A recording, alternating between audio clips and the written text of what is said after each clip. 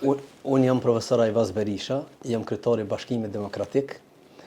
Bashkimi Demokratik është formuar si nevojë e kohës, sepse e kemi parë që skena politike është tërvjetruar dhe grup intelektualësh kemi marrë vendim që ta themelojmë një parti me ide të reja, me vizion të qartë për ta dërguar Kosovën përpara.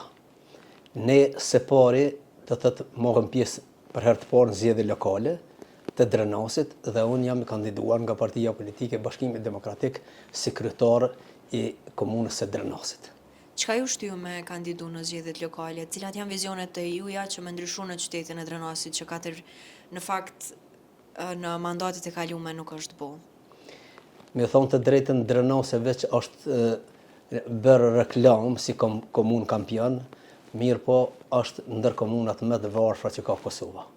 Në Drenas thuja se shumë pak është punuar, spari nuk ka ujë të pijes, ndoshta edhe keni dëgjuar përmes mediave, pastaj ka ngecje në zhvillim ekonomik, nuk ka arsim cilësor, nuk ka shëndetësi çfarë duhet të jetë, nuk ka bujqësi çfarë duhet të jetë, arsimi dhe po mendoj kultura dhe sporti po ashtu kanë ngecur, ndërsa Drenasi është njohur përpara si vend i kulturës dhe i sportit.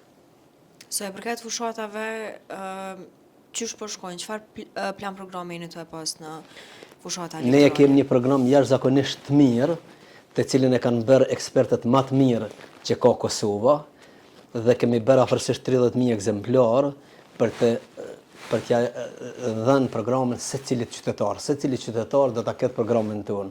Kemi para po arsim cilësor, kemi para po shëndetësi çfarë duhet të jetë, zhvillim ekonomik. Unë ju kam premtuar qytetarët në për turbime që jam në kontakt të vazhdueshëm, sepse kam qenë shef i misionit Kosovës 4 vjet në Gjermani dhe kam kontakte të mira me investitorë gjerman që kanë investuar në për shumë shtete të botës dhe ata kanë premtuar që do të vinë edhe në komunën tonë të investojnë.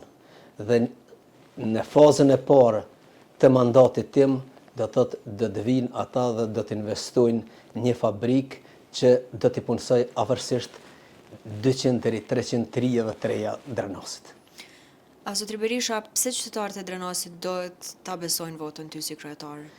Qytetarët e Drenasit duhet ma besojnë mua votën për arsye se une me besim në Zot edhe në atë dheje ka marrë këtë punë, nuk jam njeri i korruptuar, nuk jam njeri që s'ka vizion të qartë për Drenasin, do të punoj me përkushtim, sikur që shpunoj për familjen time, për komunën e Drenasit, dhe mendoj për 4 vite do të bëj më shumë se këta që kanë bërë që 25 vite.